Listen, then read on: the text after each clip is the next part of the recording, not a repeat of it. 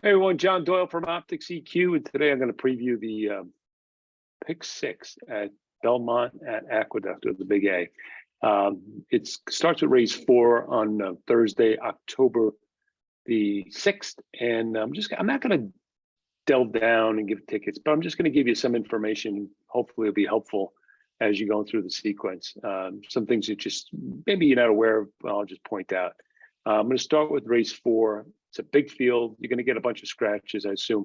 The other thing is, I don't know how weather is playing. I think it's raining today in New York, so I don't know how that'll transpire, because the turf course has taken some water over the last few days. So this could be off the turf, and if that's the case, you got to reevaluate. Okay, and if it's yielding or soft, you got to reevaluate. But just at least we can get a start and look at these races. And the one thing I noticed about this pick 6 because a client pointed out to me, is that these are really big fields. You got about a $71,000 carryover, so it's not going to be easy. Could be another carryover. It all depends on how much money, how much smart money goes in, and a couple of races could go, favorite way or not. And if it doesn't, then yeah, you could be looking at another carryover. So let's start with race 4. I'm going to go to the grid because the plot's a little messy, because you got, like I said, again, reevaluate this plot after the scratches, because you're going to know 15 is going to come out, 16 probably, or some horses are going to come out. The plot fit is red, the contention is low, but again, just beware. I'm going to start with the horse that's probably going to be the favorite, I would imagine, Princess Blakely, or maybe not, I don't know, but it looks like to me it's a Chad Brown. Pratt's going to ride the horse. The concern with this horse is that it's had a number of these layoffs, starts and stops. That's always concerning. And the drop here, the drop 2 back into the non-winners, 2 lifetime claiming, even though the horse did run an 84. So this horse is the kind of the fastest horse in the race on paper, but you got to be a little bit shaky, these layoffs, especially the fact that if you look at the last 2 races, the horse was scratched out of New Jersey. So that's even a lower level. So not a lot of confidence, but this is a horse I just think you have to include, just based on the rest of the field being kind of soft, and this horse looks just fast enough. And Brown, even though when he drops these horses, he's trying to get rid of them, he still puts them in the right place. And so this field came up soft. I guess he was looking to try to get in on whatever reason. This horse was scratched out of the New Jersey races. So that's another concern with these layoffs. So a horse you have to use, but really not a lot of confidence in. I thought a sneaky horse was the number 12, Rosemary Potatoes. Let's go through this one. This is a little bit of you got to kind of wade through things and look at notes and look at other things. But let's just see. This horse ran okay against Better. Now, it was restricted to 3-year-olds, okay? But she ran against Better, and she ran a C+, covered, safe ground, pretty good trip at Saratoga. Came back. They dropped this horse a little bit into non-winners 2 lifetime, ran kind of the same race, but we have this other comment. So let me look at that, what that means. Okay, I'm going to click that. The turf took some rain. It was playing very slow with many horses like that. So maybe this horse didn't handle it. Now, she may get the same kind of turf course tomorrow, not sure, but that day I remember was really boggy. It had a good rating, but I really thought it was kind of a loose turf course that day. This horse is, if you go back in her form, she's really much better on turf than she is on dirt. And so her last race was under weather situation again. It was bad weather. So, those races you can always kind of almost pass on. And she ran a very low figure, but you could see it kind of matches up with her other low figures on the dirt. I mean, other than her debut, which was 4.5 furlongs at Monmouth, she's really low figures. And her best figures have been on the turf, like the 81 earlier in the year over today's track. So this horse can maybe get back to that race, show a little improve. Not even have to show improvement. She could really just get back to this race. Should be okay. So if you can kind of like say, okay, I'm going to ignore this form, right? Because it's dirt, you don't want it. You had a weather situation. And she ran 77 versus a little bit better company. She kind of fits right in there, speed figure wise, with a little improvement from those 77s. She's capable of running an 81. She ran that at this level. She's run pretty well at this level. she's a big price. She's 15-1 in the morning line. And just, comparatively, when you look at the rest of this field, there's just not much there. Okay. So I was going to, I have to use the 10, and 12 is one of my A's. And then I'm going to have backup on 1, 2, 3, and 6. I just, I'm not going to go through all those, but I just think those horses have a legitimate chance to possibly win or finish in the exotics. So not a ringing endorsement, but hopefully, get a big long shot in early and move forward with my A, the number 12. Okay. Clear this out. I'm going to go to the next race. It's race 5. Yeah, so this is an interesting race because it's terrible.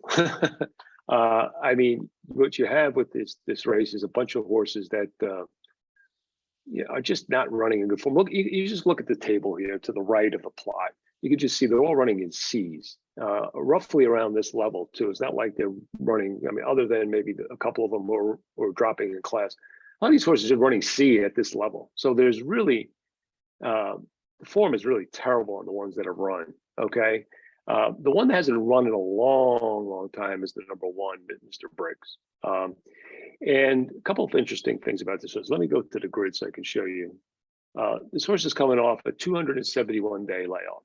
Okay, never kind of like those horses. But if you had a circumstance where a horse is going to come off a layoff and possibly win, this is it, because the field that this horse is facing is just terrible. And Mr. Briggs kind of like went off form there at the end of just before he went to the bench. But this horse, you can see, he's got some back numbers. He's kind of run in the 90s a couple of times.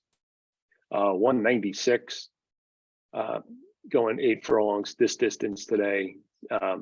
So this horse is capable. When you look at the optic figure range, 74 to 80, this is the fastest horse in the race. Now, is this horse going to come back and win this race? I give him a legitimate shot to do that, just because, like I said, this field's in bad shape. And the fact that this guy, Gonzalez, is coming in to ride. This is a very good jockey trainer combination, but not here, not in New York, in Pennsylvania. And I just think that him coming up here to ride, that mean the horse is kind of ready to fire. And if this horse runs anywhere near his best, he just buries this field, because, like I said, I mean, let's just show you. I'm gonna go through the rest of the field. CEC 79, 79. Actually, this is one of the better horses looking in here, and he's one of my B's, the 2 and the 3. But so the 2 and 3 are my B's, but everyone else, look at the speed figures they're running. They're not dropping. 2 C's at less one was at this level. A C at this level. So these horses that are just terrible. C, everything's C at this level. So really, I mean, by default, I go to the 1. If he's just any kind of horse that even close to what he was, he wins this race. And I'm going to back up with the 2 and 3 in race 5. So that's my assessment of race 5. You can see the plot. Even with some of the bad form at the end of his form cycle there before the layoff, he still projects to get the lead. And if he gets the lead, can relax on the lead, then he could be gone. Okay, so that's race 5. Going to go to race 6.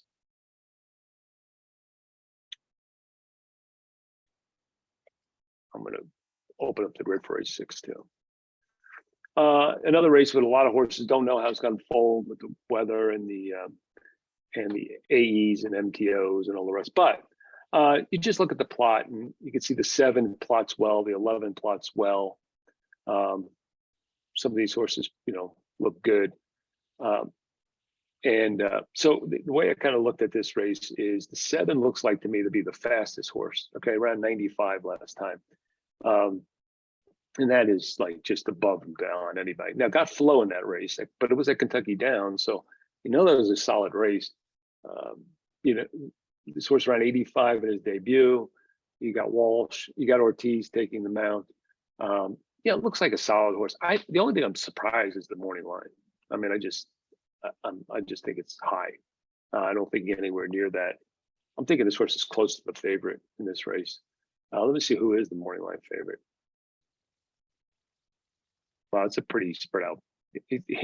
I guess the 5 is the morning line favorite, a 5 to 1. So you can see it's a competitive race, but I kind of like the 7. I just think, you have to use this horse. Coming off that race, looks solid, should be forwardly placed.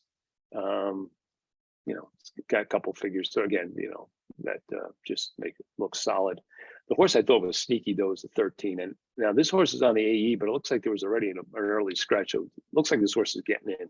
And I just thought this horse was super sneaky. This horse has been running at this level, but he's been having some trips. I mean, this race was a good race. Head cover, ran second, going 7 furlongs off a layoff.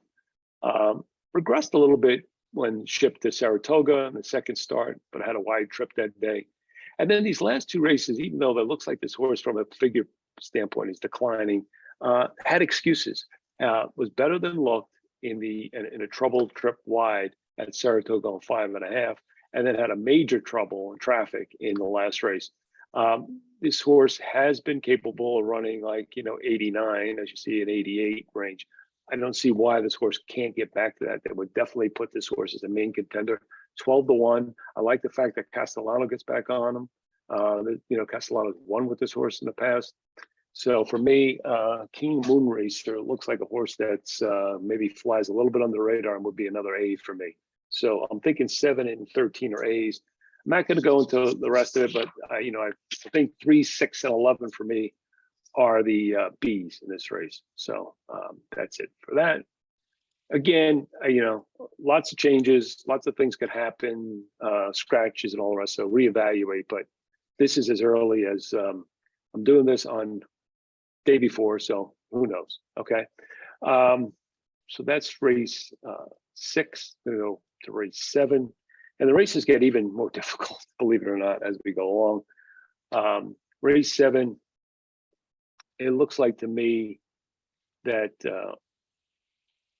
a couple of things. First of all, the 1 horse to me looks like if this horse can transition to the turf, this horse could be dangerous as a gate to wire kind of winner. So let me go to race 7 here on the plot.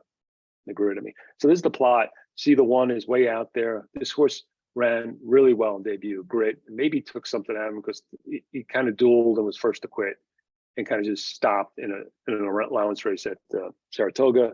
They're stretching this horse out and they're putting this horse on turf for the first time. Now, Pletcher's done this before with some of these horses. They have been able to translate. I haven't seen anything that tells me if this is a turf horse or not a turf horse yet. So I'm going to just defer that this horse is fast enough to win this race. I'm going to include this horse, especially with the pace advantage. It looks like this horse can get out.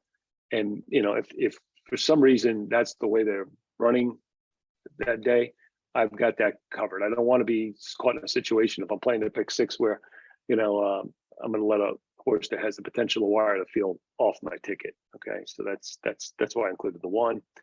The other horse that I thought had some look was the 5. Now this horse has been kind of stuck here at this level for a little bit. The last 2 races are Monmouth, which are a little bit below. But this horse is just capable, fast enough to win this race. And so I'm going to kind of include, I don't have a lot of confidence in this, but this horse just kind of runs his race. Form looks pretty neutral. And the other fact that this horse's last 2 races could be forgiven a little bit because even though they're a Monmouth, it looks like which is a little bit below. They were versus Open Company versus State Bred. So I give them a little bit of look. I like the fact that this horse, has won an Open Company before, ran a big figure. So he's fast enough to win this race. Just going to include based on that. And he plots okay. He's got a nice big square right in the middle of the pack. So he can be running on late. And then the other horse, which I think is going to be probably the favorite, the number 12, Marinara Sauced. And maybe not. I don't think this horse is going to be a favorite, but who knows? This horse was an Open Company last time in a stakes race, closed against the flow. And I just think this horse has a lot more upside potential for Brown and Rosario.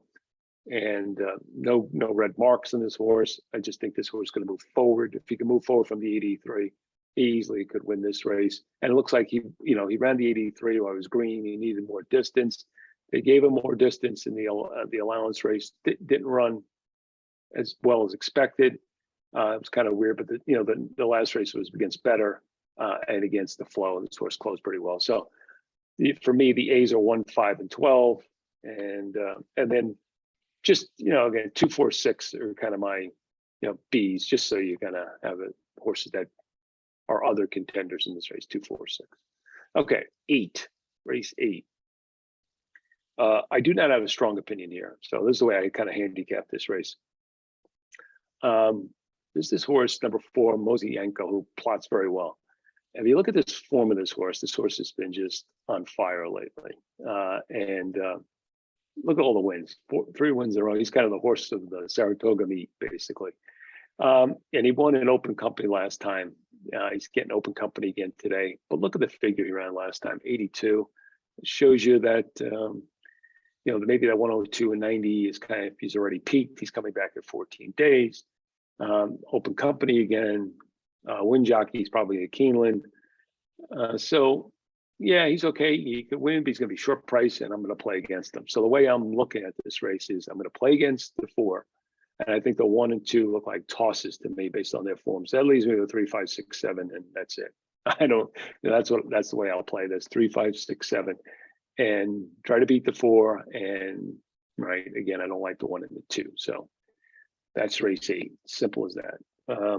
Race 9, I really don't have a strong opinion. Unfortunately, I'm at least 5 deep with my A's. I'm not crazy about the common race. This is like, again, another race that you're gonna have to shake out after scratches and stuff. But I wasn't crazy about the common race that number 7 comes out of. That horse was odds on in that race. Gonna probably be the favorite again. It's up to you. You can use this horse or not. Depends on your bankroll. Depends on how you want to do it. I'm not crazy about the race, so whatever. And also, I think the 1 and the 6 are tosses in this race.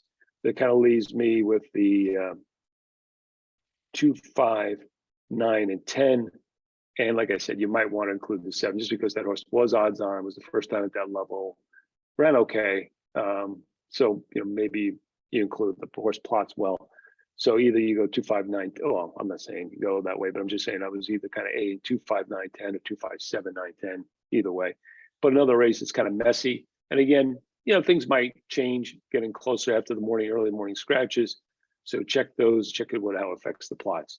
This weekend, I'm going to be doing Keeneland, pick 5, late pick 5 on Saturday on Focus. So check that out and check us out on OptixEQ.com. Also check us out. We got a new deal with Hawthorne. We're doing the race plot and notes for free for Hawthorne PDF. Now you don't get the interactive version, but you get a PDF file. So check that out. And thanks for listening.